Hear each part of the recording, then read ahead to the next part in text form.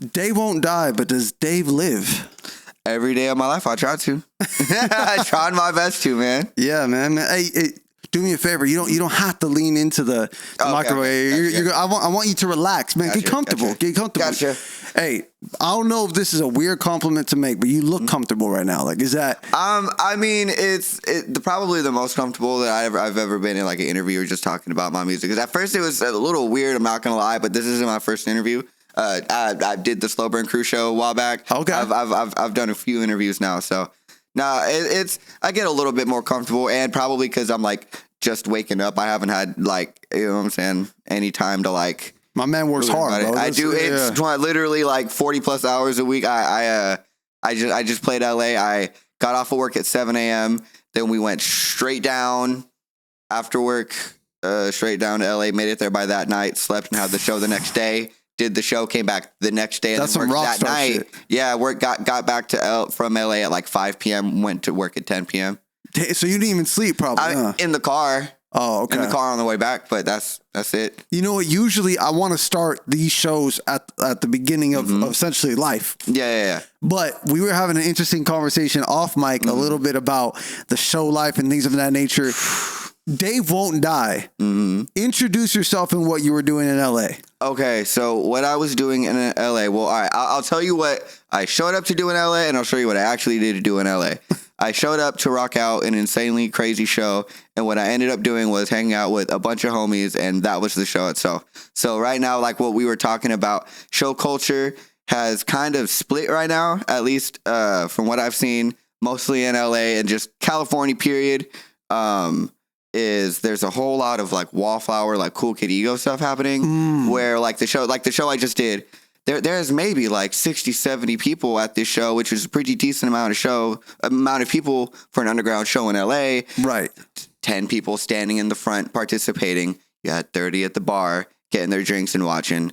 30 people sitting outside watching from the bar, smoking and all that shit. And it just kind of blows my mind because I'm big on crowd participation. I'm big on getting feedback. That's where I get the energy from. That's what we do it for. I don't like feeling like a dancing monkey on stage. Like I like having the crowd participate.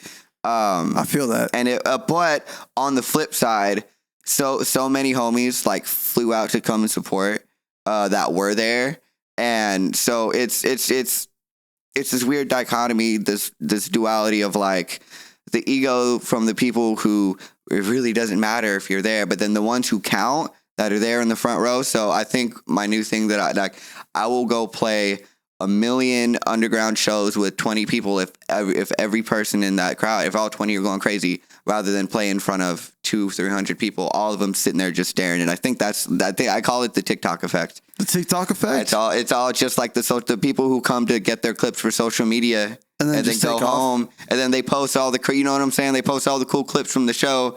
They weren't a part of it though. Right. Just watching. I think social media killed the underground. Thank you. I think that's the best way to put it. Yeah, because put it this way, right? Social media to me has the same social dynamics as a big high school. Oh, so what I mean by that is like in high school, you have this perception of what you think cool is, right? Cool looks a certain way, dresses a certain way, because that's what the movies taught you cool was, right? Now, I will say these days, the algorithm puts cool into different categories, but overall, the music scene specifically, cool looks like millions of followers. Cool looks like high production. Yeah. So back in the day where you would discover an artist on, say, MySpace or Facebook or even SoundCloud, right? You're like, man, this is great for where this artist is. You're not comparing them to the people that you listen to every day because it's like, dude, I just found this guy. It's not the same. It's not like when you see Lil Wayne on MTV. Like I grew up watching back when they actually played MTV and music in the morning. Same. And that's how we'd find a lot of our favorite rappers. But you the high production quality and all that. But like you said, like MySpace and like SoundCloud in particular, a lot of my contemporaries from the SoundCloud era. So and that was all DIY. That was all just people yelling in their iPhone headphones in their closet. Yeah. Like no one cared about like high-end video production and all that stuff. And now for some reason everything is turned back around, and everyone, just like you said, like the clicks and the followers and all that. The image, that's a big thing right now, is like the image of stuff. I'll see people like the music is like, I hate to say it, just absolute dog water, but they get the clicks because they have a unique sense of style or unique sense of whatever, and then from there their music will get better. But everything is just about image right now. Just a lot of cool kid stuff, and like people like right now with the thing that I hate the most is artists do this too, and I've been guilty of this myself, and I've tried to work on it a lot. Is artists will show up to a show, just do their set, and then go. Bro, I feel like you just hit a trigger point for me. Yeah. because how do I put this? There are too many people who want to be the star that they forget none of us can exist without a solar system. No, I am nothing without every single person that is like a part of what I do, whether it's like the other artists I work with, like the people, the other artists I perform with me, the people who record for me, like just so many. And like this right now is like a big part of that. Like right now there's not a ton of people who are like trying to get the story and the spotlight on these other smaller artists. And especially as you as an artist yourself, you would like, your main priority should be pushing you, but you still do what you have to do to like push other people in your area, push other artists that like align with what you're doing. Yeah, thank you for that purpose. Exactly. Because I mean, this whole thing started, shout out AOZ, this whole thing started where he and I said, man, there are no platforms dedicated to the story and the algorithm. Because I put it this way. Well, I was, when I was coming up studying how to make this content thing work, they say, don't talk about you, talk about them. And it's like, well, I don't know them. I know me. Number one. Yeah. Number two, all the artists that we've ever loved in the history of ever, they talk about themselves, and we resonate. We find something to resonate with in that artist, no matter who it is. Right? It could be Blink 182 to Kendrick Lamar, like, and everybody in between.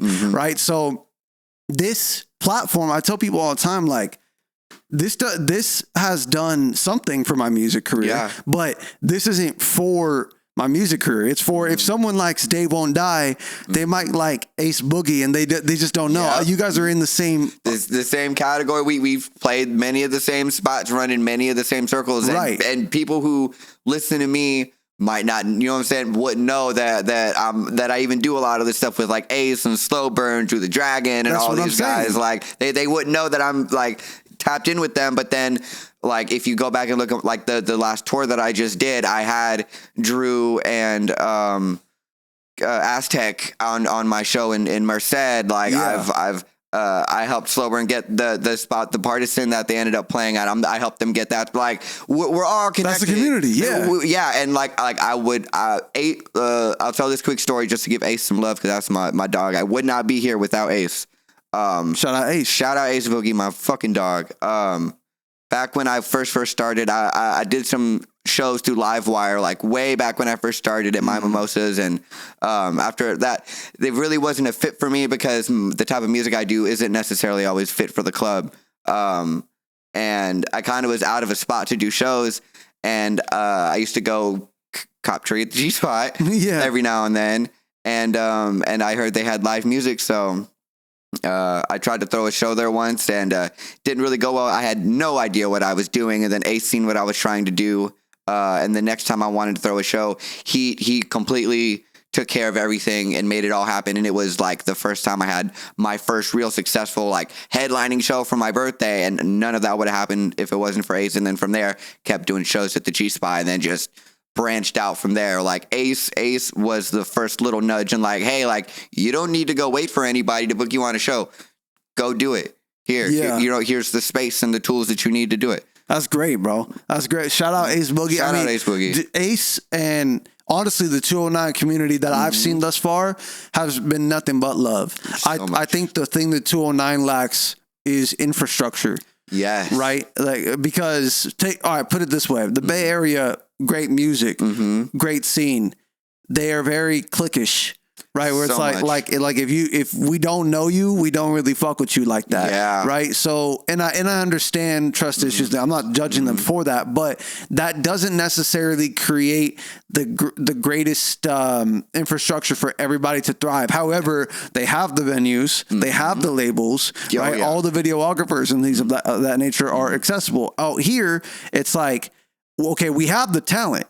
We have some videographers, but I mean, with all due respect, I don't know too many other music platforms such as myself who are getting it done. Now they might be out there, but that's what I mean by infrastructure. Infrastructure means I know where to go for rock podcasts. Yeah. I know where to go for hip hop podcasts, right? I'm just doing fucking everything I can because I want to know. This isn't a shot at nobody. I want to know where they're at. Yeah.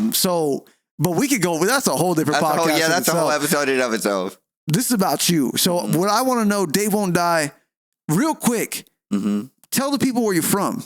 So I'm originally from Hayward, California, but I've traveled around so much that it's really hard to claim one area as my own. But I was born in the Bay, raised in Texas and Louisiana, and then came back to California and mixed the two completely together. But I would say I'm a Hayward transplant out of Beaumont, Texas is what I would say. Okay. Would you say that moving like that affected the way you see the world? Oh, it is the reason that I am the way I am. I got so many different cultures that I was raised around and so many different people that I was raised around. Like, I have a super big family that come from all different walks of life. I had family that just got out of jail and family members living in multi-million-dollar houses, like, damn, and everything in between. So, and I'd say especially musically, like I grew up listening to like Andre Nickatina, Mac Dre, and all that kind of shit. But then also out of Texas, like Zero and Slim Thug and UGK and all sorts of just like I was a kid when the hyphy movement popped off, and then immediately moved down south and got put on to Chopped and Screwed. Right, you know what I mean? So. And then my mom showed me like System of a Down and Korn and the White Stripes, and then I went up. My older brother is in death metal bands and hardcore bands and all sorts of stuff like that. So it's all just, I'm like a hot pot of just every little culture you could think of. So then, where did music? It sounds like music has always been into your life. Always been there. But when did it enter your life in terms of you creating it? Oh my goodness! I remember I picked up a clarinet in 4th grade. That was probably the first thing that I could even remember. But like even before that, I'd say the first time that I remember clicking with music, I was probably like 5 years old singing karaoke. At family events, there was always a karaoke machine, and I was singing "Hey Jude" by the Beatles was my go-to at like 5 years old. And like I was a really shy kid, like could not really talk to anybody. But for some reason, you put the mic in my hand, and all that vanished. And even then, it took me. I'll say like that didn't even translate into Dave Won't Die until like 2022, into 2022. So what's the gap on that? Like the gap, just life. Like I honestly had that same question for so many years. Like why? Like I knew that I wanted to make music, but why did it take me so long? I don't think I had enough life experience to talk about. Like I did, but it didn't realize like I had a lot of stuff that I went through that like I didn't like the answer was in front of me the whole time, and it really wasn't until like recently that I'm like, I had to wait until I was time. Like it was my time to like write the music. Like I didn't have the tools and the mental capacity to like translate down the shit in my head that I needed to, that the people needed to hear. I see what you're saying. So that was there like cause I'm a firm believer that every artist has a voice of like, this is what I want to say, but I don't feel like I have the power to say. Yeah. Was there a voice from that time you pick up the clarinet to the time you actually started making music? What was that voice for you of like, this is what I want to talk about? What was that voice? I really don't know. I mean, it was always it was like Dave Won't Die, it feels like a whole separate person. Like, you ever seen The Mask by Jim Carrey? Yeah. Like, I kind of think about it like that. Like, it's a whole separate personality that was kind of on my shoulder nagging me, and I kind of ignored it. It was like a secret. Like, 'cause I grew up in a family, like, no shade to my family. I love my family, but this was not what they wanted from me. Right. And that, like, it was go to college, get the degree. The typical stuff. The typical, which, I mean, obviously, like, no, like, you don't necessarily want to hear your kids say, hey, I don't want to go be a doctor. I'm going to go rap on SoundCloud. I'm going to go scream into a mic. You know what I mean? It doesn't necessarily guarantee financial stability. Right. And it wasn't until I started making any kind of money from music that they were like, okay, let's back off. But it was like my own self-doubt, really, and just wanting to fit into what I thought I was supposed to do with my life. And it wasn't until it, like, end of, like, well, none of that made me happy. So, like, I have to do what makes me happy, or, like, die trying. Like, I respect that. You know what? When I look back at parenthood, because I mean, congratulations, by the way. Thank you. Man, by the time this comes out, it's going to be less than a month for, maybe not less than a month. No, just a little over a month until my son gets here. Nice. But when I look back on parenthood, one thing that you said that resonated with me was about, this isn't the life that your parents wanted for you. My dad discovered a CD of mine in 2011 of, like, I was, like, remixing songs, right? Now, granted, look, in hindsight, wasn't good. But one of the things that he said was, son, like, I respect that you make this, but like, you don't want this as a career, right? Because you got to be, like, the top 1% of 1%. And he meant well, essentially, like, don't put all your eggs into this basket because it might fail, type of thing. And my brain goes, man, you know, if my kid said that, then I'm going to study up and things of that nature. But then I say, well, pump the brakes real quick. We have a luxury that our parents didn't have, which is the internet. Now, the internet has a lot of bad shit, but if my kid says, I want to paint for a living, I feel like the parents of old would say, I don't know how to teach you through making art profitable. Yeah. Because where do I go? A library? Yeah, seriously. But us, it's like, okay, my son wants to try that. Let me YouTube it. Let me do all the research, compile my notes, and say, okay, I think we have a life path. You came to me at, like, 6 years old. Let's try it. And then if you quit by 8 years old, at least we tried. Yeah. You know what I'm saying? Yeah. So I hear you in that. What I want to know is, as Dave Won't Die, you refer to him as the mask, that thing that tapped on your shoulder. Do you feel your voice now speaks to that Ernst, I don't want to say Ernst, but that what is that word? That when you yearn for something. Yeah, the angst. The angst. There you go. The angst. Do you feel like Dave Won't Die now speaks to the angst of the younger you that didn't know what to say? Definitely. Oh yeah, Dave Won't Die is like a reflection of all the like emotions that I didn't know how to deal with as a kid, through trauma and all that, and not even just my own, like, family trauma, stuff that my dad's dealt with, that just a whole, you know what I mean? It's right. It was a void, like, cause I mean, as a kid, you didn't really understand. Like you said, we're probably about the same age. I'm 28. And, so internet was real young still, and, like, didn't have a lot of the answers. And now, like, Dave Won't Die is, like, the answer to a lot of the questions I had as a kid. And now, like, putting it out, like, trying to find that other kid who, like, is going through the same stuff, who doesn't, like, how am I supposed to deal with this? And then they hear the music and they're like, oh, this might not be the answer, but I can try this. You know what I mean? You're trying to be the hero that you needed. Yes, I'm trying to be the person that I wanted to hear when I was a kid. Guys, so now let's walk through 2020, right? So tell me the moment in 2020 where it hit you, I need to start making music now. Oh man, like, taking it seriously. I mean, I was working a job that I absolutely hated, just barely getting by, paying rent, like, renting a little studio that I was not happy with, like, just like, I had no purpose. I was going through life just through the motions, like, right. And that's just, you can't live like that. And, like, I was about to start college and doing a degree that I did not care for, did not want to go to school, didn't want to do any of it. So I'm like, you know what? I'm going to put my all into music just for however long I can. And then that way, like, if I still have to work the dead end job, I at least have the music to look forward to. And the amount you put in is what you get out. And it just finally clicked. And, like, before I'd released music under, like, different aliases just for fun.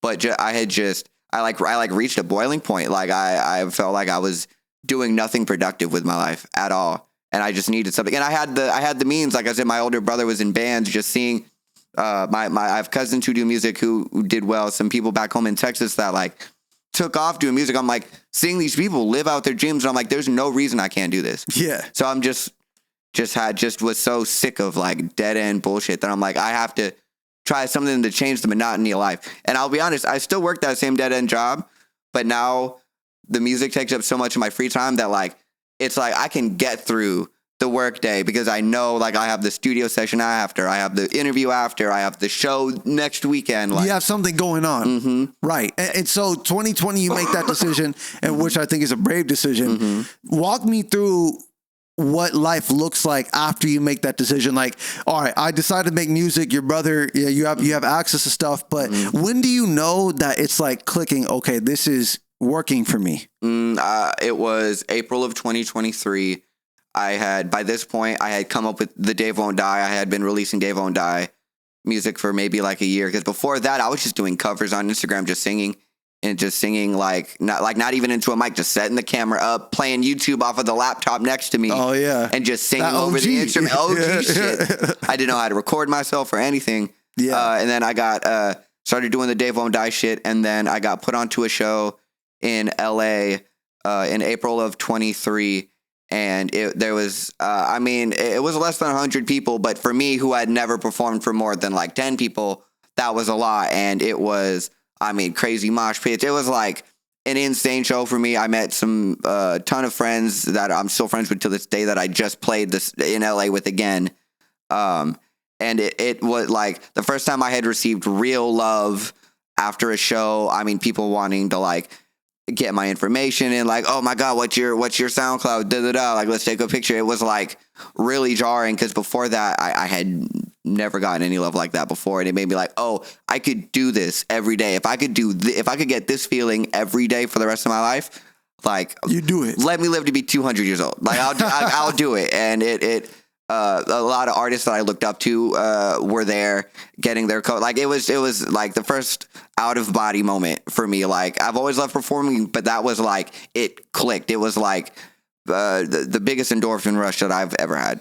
So that was 2023, right? 2023, yeah. From 2020 to 2023, what was how did you keep going? Just grinding every day, posting covers on my Instagram, and it would just appreciating little milestones. So like the first time I got like 1,000 views on one of my things on Instagram, it was like, oh my God. And then it's like, oh my God. And I hit 1,000 followers. Like just little, like having people message me and like, oh, you sound like such and such. You know what I'm saying? Like, I'm sure people take that as like criticism. I absolutely loved it being, you know what I'm saying? Right. So just that sort of stuff. But it was really disheartening at first. For the first few years, you're not gonna have anybody really care. You have to learn that like you have to learn to appreciate those first 5 people. Mm-hmm. Just a lot of working 10 p.m. to 7 a.m., which I still do graveyard shift. Shout out 6 years graveyard shift.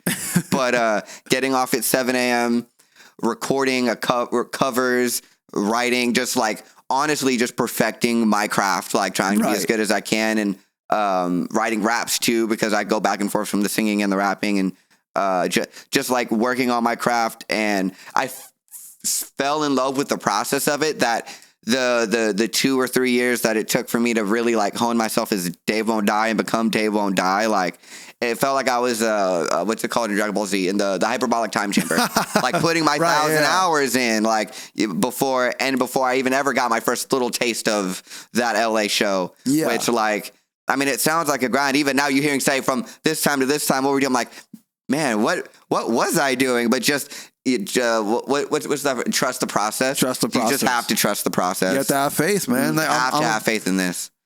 If you don't have faith in this, then you're not cut out for this. Because, no, at all. Put it this way: like there are going to be artists at the mainstream level who are signed to a 5-album deal with $3 million, which in your brain sounds great because when you're hustling and you're sleeping on couches, $3 million sounds fantastic, right? But $3 million loan when you have to get 5 albums out, the artist can make 5 albums, but the label says, well, you got to wait for your 15 other counterparts to release their albums first. So that now it's $3 million across 10 years, where it's like, if you think about it, that's not that much money. Not a lot of money. Not in 2026. It's not with gas is $6 a gallon. That is not no money. Right? Not in 2026. Not in, all right, $3 million is a lot of money if you live in a studio apartment and you live below your means, right?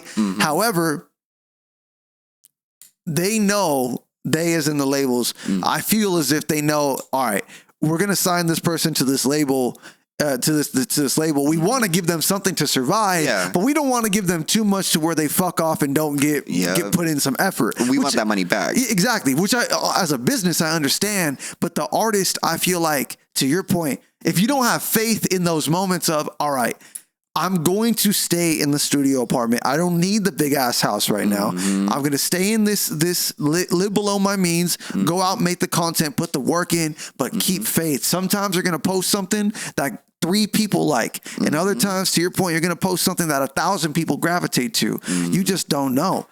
Before I ask you another question, it's just like I want to know what you feel about this statement.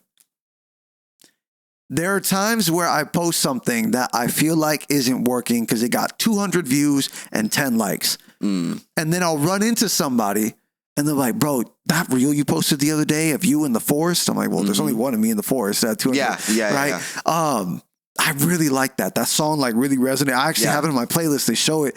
Have you ever had a moment in your career where you feel like people aren't fucking with something or they don't like something? And it turns out they do. They just told you in person and not on Instagram. That actually the first time that I ever messaged you was that specific story was probably the first time that happened.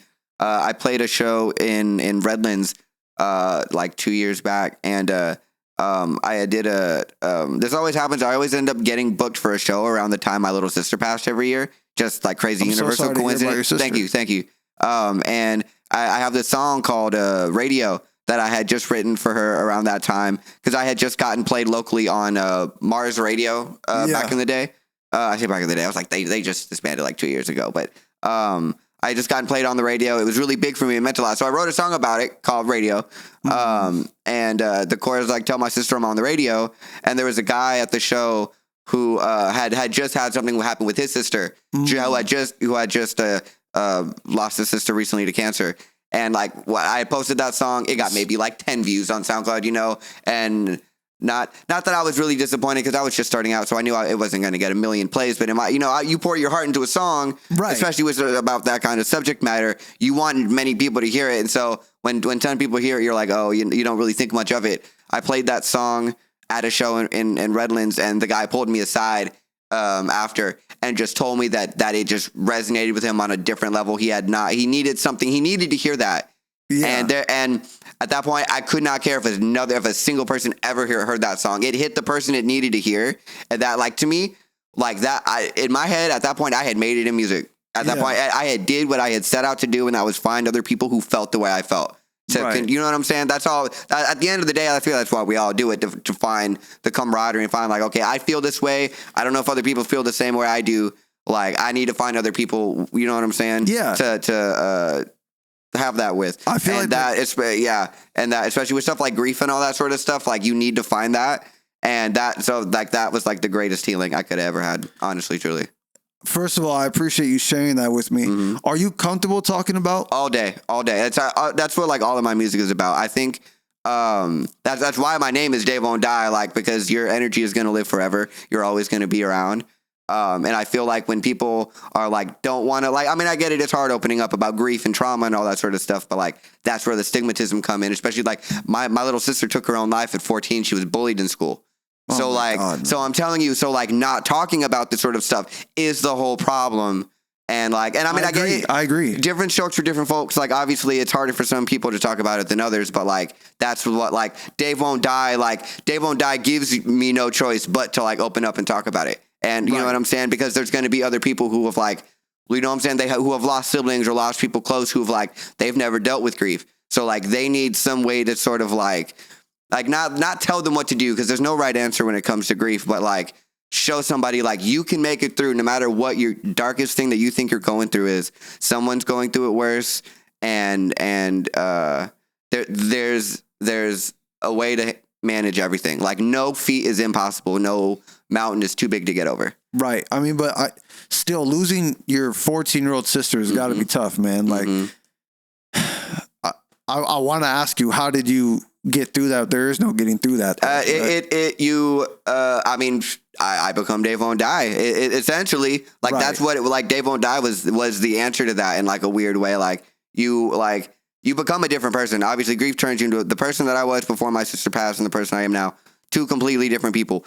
But DaveWon'tDie is like the like guardian angel for David that had just lost his sister. I see. You know what I mean? And there's so many people, so many kids out there who struggle with the same thing, especially in like the more emo side of music that I do. Like mental health is a big thing. It's a big problem right now. Like this podcast that I listen to, the Hard Lord podcast, they just lost their co-host for suicide from the same thing. Yeah. But like now with the social media and the algorithm, we're not even allowed to say that. Like you probably have to bleep what, you know what I mean? But I don't blame none of it. I mean, only because like I would rather they take me down. That's kind of how I feel too. Yeah. It's kind of how I feel too about it. Because like to your point, staying silent is how do I put it? Staying silent is how bullies win. And Exactly. when I say bully, I don't necessarily mean in like a high school sense per se necessarily. I mean, anybody who had this vision in their head of, I'm going to say these things about you to make myself feel better, right? Or I'm going to do these things to you to also make myself feel better or boost my image. Like, they win if we stay silent because that's what they want. Yeah, that is what they want. You know, there are, I'll tell you what, I've been both. I have been the bullied, and for a small period of my high school life, I was a bully. And I'll never forget. It was one kid. He was I don't know. I think we called him Taco. I think he called himself Taco. And I don't know what it was, but I felt the need to just bully this guy. Like, and I'll tell you, when other people laughed, it made me feel good. So you stop thinking about you almost like remove their soul. It's so fucked up. But what I'm getting at is, I'll never forget when he stood up to me. Right, he said like a your mom joke to me, like implying that he did X, Y, and Z to my mom. Yeah. Right, and I was like, "What did you say?" And then I tried to put my hands on him. Right, I tried to like push him, and then that's when everyone stopped. Was like, "Come on, bro." Like you suck. You suck. Like, this was funny because it was jokes, but now it's the guy stood up to you. You don't like what he said. You have so the point I'm getting to is talking about these things out loud on both sides of the spectrum allows for people to say, damn, that's what I sounded like. Because me saying it right now was like, fuck, I feel like that sounds terrible out loud. But it needs to be said. Like, your sister and all the people who we've lost to bullying deserve to have their spirit live on in terms of, like, campaign for us. Yeah. Does that make sense? You have to be their spokesperson. That's literally, literally I have a song off of my shameless plug, my album that I just dropped September, called Butterfly Effect, that I wrote for her.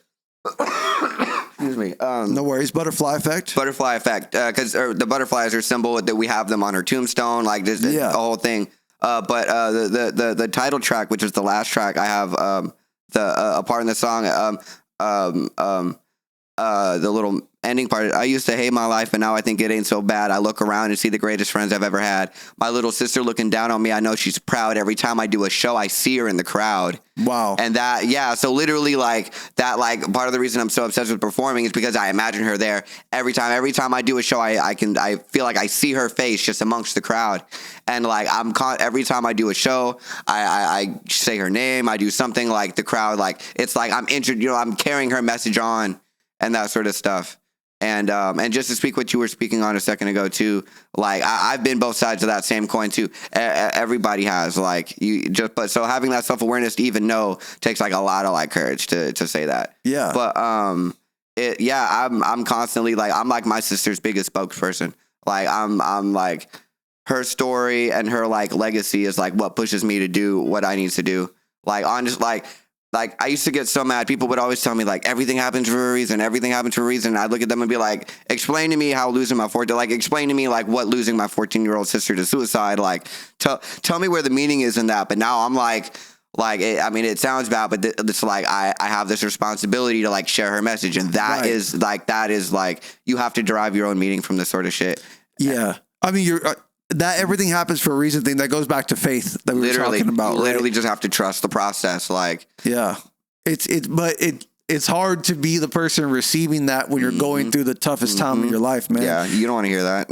Yeah. So Butterfly Effect was your most recent album, like you said, that came out in September, dedicated to you or inspired by? Inspired, like all of it, dedicated to her, inspired by her, like all of it. It's all, she's throughout that whole tape. Like a lot of my music is like inspired by her, but like that was like it took me like throughout my whole 3 years as DaveWon'tDie, I made parts of that album and then towards the end compiled it all together. So that album was 3 years in the making? 3 years in the making, definitely. Walk us through your process of making an album, period.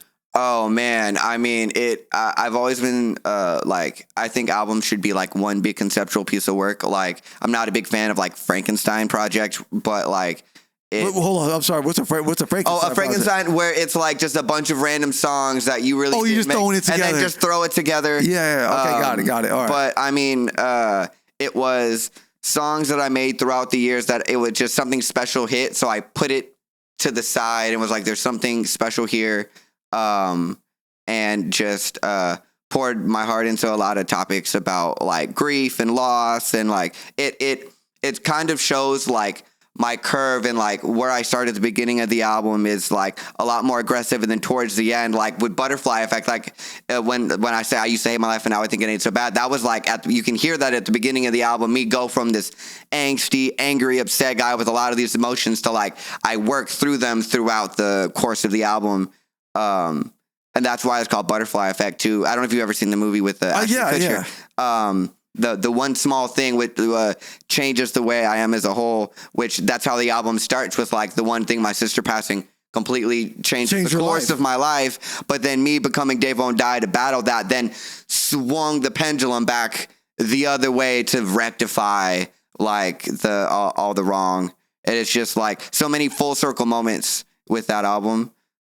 Yeah, that's probably my it's the only album I ever made, because to me an album is such a process that like I'm currently in the middle of making my next album, but I've recorded like 4 EPs in that time, a million singles. Like I'm probably the worst at making an album, if I'm being completely honest. Well, why do you say that? Because I just hyper obsess over everything, and like a lot of my inspirations as far as like bodies of work are people like Prince and stuff who make like immaculate albums, and I say I overthink on it, which not in a negative way. I think you should. I think with like a body of work like an album, I think you should take 5 years if you had to, but you still have to put other music out. It's like you constantly have to put, like, you make content, so you constantly have to be in these people's faces. All the time. Constantly have to be in these people's faces.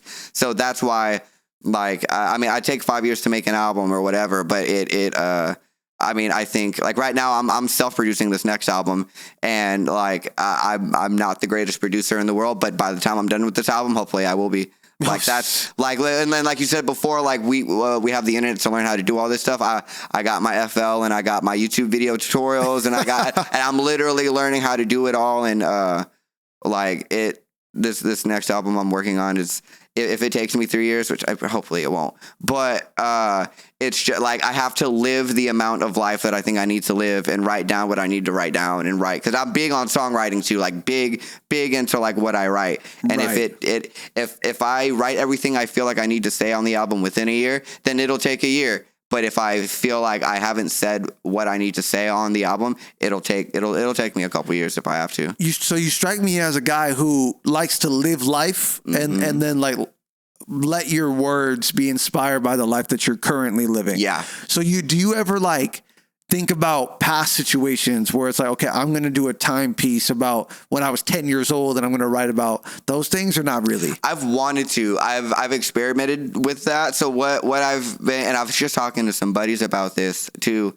I want to do a project that kind of puts like my my period of life in like early life in California versus like growing up in Texas.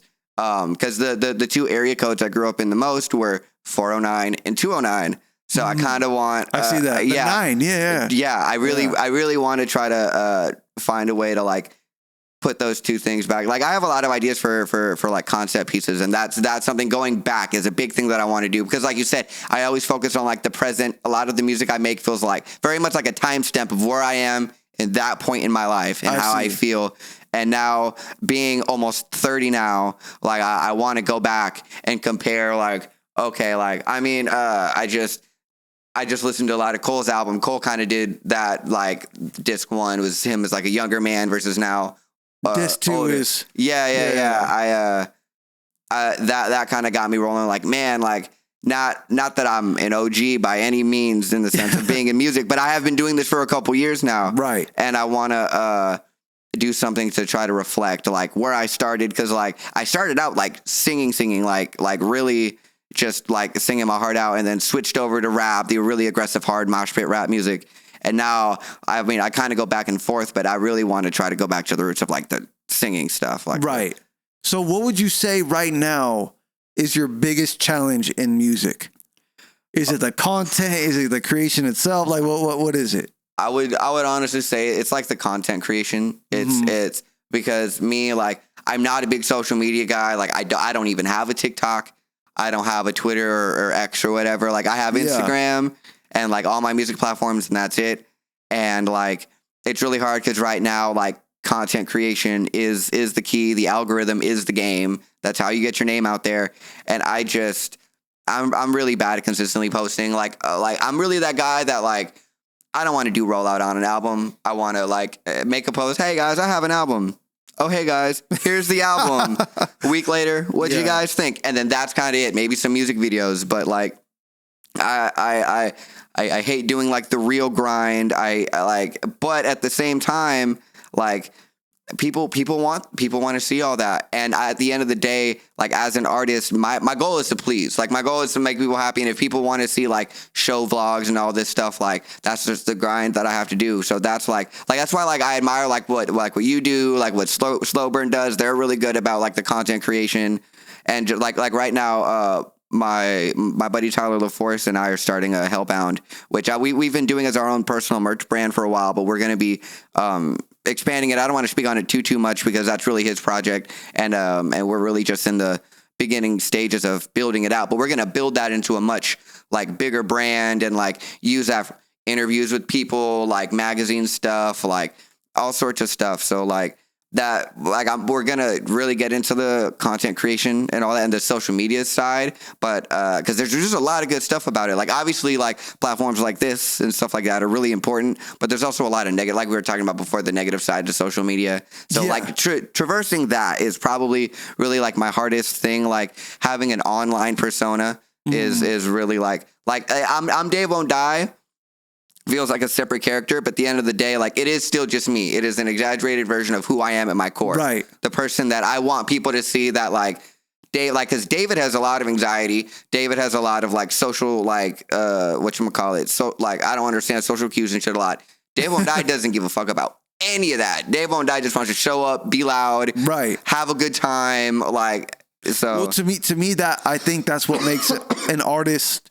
Like, not as a person. I think an artist as a word, a definition, as a concept, I think that's what makes it beautiful. Is it's such a the duality or the complexity of a human being to be, I'm this way, however, I have the capacity to be this way in order to get a message across. Yeah. Where it's like, man, to be able to turn that switch on, because I'm with you, bro. Like, on a day-to-day basis, I just like to either play video games, kick it with my wife, right? Soon kick it with my son. And it's just like, I don't want to do anything today. And then I touch the stage. Right now, if I try to emulate what I do on stage in this moment, I can't do it. No, it's impossible. It's impossible. No, but this right here, what we're doing, there is a little bit of performance to it. Definitely. Like my brain, the way I have conversation typically is not how I'm doing it right now. No, definitely not. Yeah. So that's what I think makes art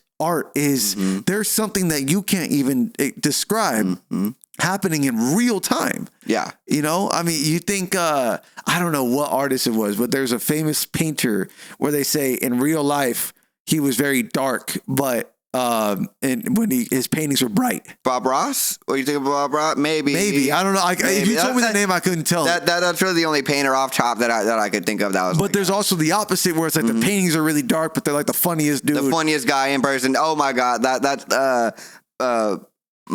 I've met so many artists that like their persona online is big scary guy, and then you meet them in person, biggest teddy bear that you'll ever meet, complete sweetheart, and it's just so funny. But that, I mean, like the performative stuff, it's like it's a chance to show a side that people really don't ever get to see. Like I make a lot of like over the top music, but I'm really like a chill, like I'd say not soft spoken, but laid back.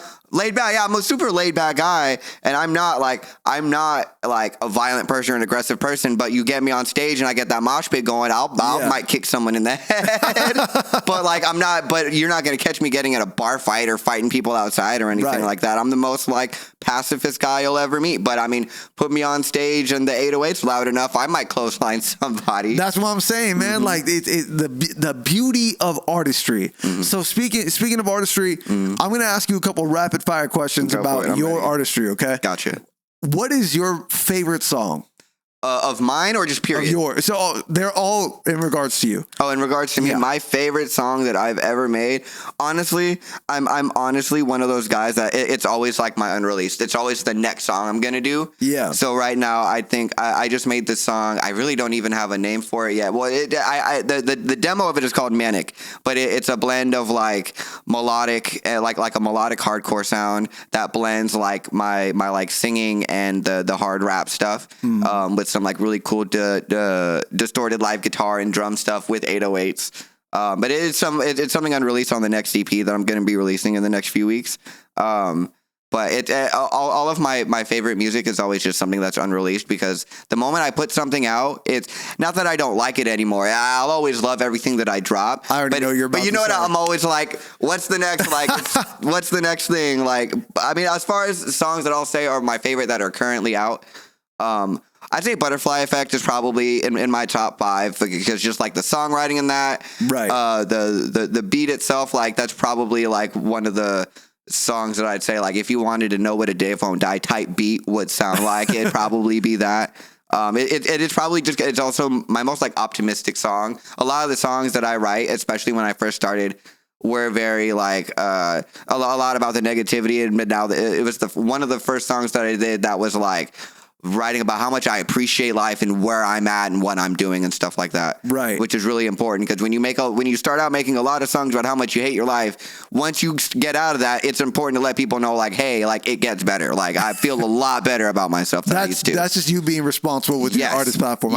You have to be. So many people don't. Oh, it's the worst. Dude, I'm like on the cusp of that. It's like, dude, I've said a lot. My brain goes, I've said a lot about fake friends this, old friends that. Like, I need to turn a new leaf, but that's a subject for a different day. All right, so favorite song there. What's your most slept on song? My most slept? Oh, that's a good question. I would say my most slept on song. I would pretty much say anything before Butterfly Effect, honestly. Anything before my album I dropped in September. I have a lot, like, honestly, my most slept on song is the stuff that I first released, and that's just because like my buddy was making me listen back to some of it and going like, dude, this stuff is really good. Like having faith in the stuff you do and not writing off where you start, I think is really, really important. Right. So I would say go, like, I'm trying to think of like old projects. I would like a song that I did with my brother Tyler. It's technically not even my song, but it's like my favorite feature I've ever done. It's called Secrets on my brother Tyler's LaForce's page. It just like my delivery, how fast I am mixing the rap with the singing and stuff like that. Like the confidence in my voice, I'd say. Finding the confidence in my voice. What is the most impressive piece of art that has even surprised you? So it could be a music video, it could be a concept, an album, a song. Oh, like of somebody else? No, of yours. Oh, of my. Oh, like, man, like the way I tied everything in together. Oh man, I'd probably honestly say this last EP that I dropped about a month ago called oh my god, I suck. Dig Your Own Grave. Because because it was the first project that I put out since my album that was like, my album was super serious, like very like straightforward, but then this EP was like me going back to like having a good time, fun rap stuff. And it was like I had told myself I was like quitting the scream rap, like underground rap stuff, and I was like strictly gonna go melodic, and like, you know, I was going pop. I was going pop in my head, and I was like, you know what, like I need to stop putting myself in a box. So I just had fun. My producer homie Killing Francis, shout out to Francis. He always sends me hella packs, and made just a bunch of bangers, just fun, like having fun, like. And that was, I hadn't had so much fun making a project, and it really reflects. And I just played some of those songs live, and it went really crazy. I'd say fire, that one, bro. That's fire. So Dig Your Own Grave. Now, what would you say if you had to pick one? This is not about you. This is my final question for you on the rapid fire. Gotcha. Who would you say you want to see on this show next? Oh, who would I say? Preferably someone I haven't interviewed yet. Yeah. I mean, I would say anybody that's affiliated with Hellbound. So like my brother Tyler LaForce, my buddy Hank Roubaix. I'll say my buddy. Oh yeah, Hank I follow Roubaix. Hank. Yeah. Oh, you follow Hank? Yeah, that's my absolute brother. Would not be here without Hank either. He makes really good experimental noise stuff. And he's also a really good painter, and he's very crucial to a lot of the stuff that happens here in the underground, like rap and experimental scene here. But I think, honestly, my final answer, I know I gave two other people, but my final answer, and it's because he is the most slept on artist in the 209 and gets nowhere near the amount of love. He should be bigger than every person who's ever come out of Modesto. His name is Enoli, Enxli. And do you know SB James? Yes, yeah. It's his younger cousin. Oh, okay. So that small world, I didn't know that when I met him either, because I'm boys with James. It's just super small world shit, but he produces all his own stuff, mixes and masters all his own stuff.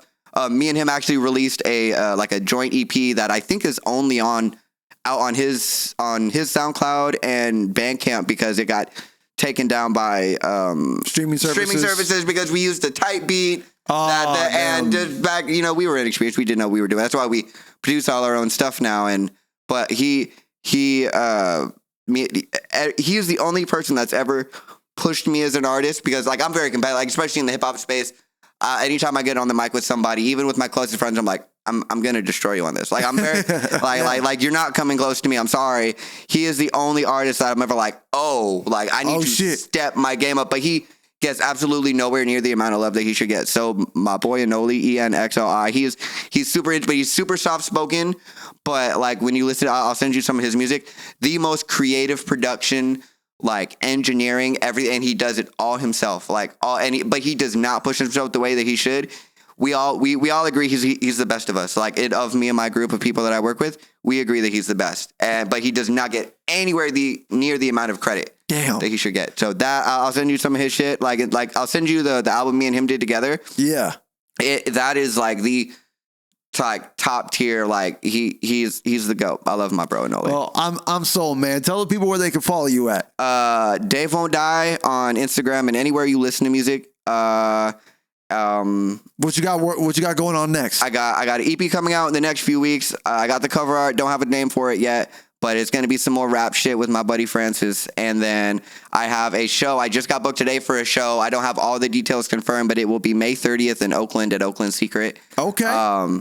And other than that, I'm just going to be grinding, putting out a ton of music. And my main focus is going to be throwing shows here locally in the 209, because I travel a lot to do music. But like we were talking about community, and we need to harness that here. So anyone who is down to work on throwing shows and stuff, I'm opening that gate. I want to collab with other people to throw shows and shit like that.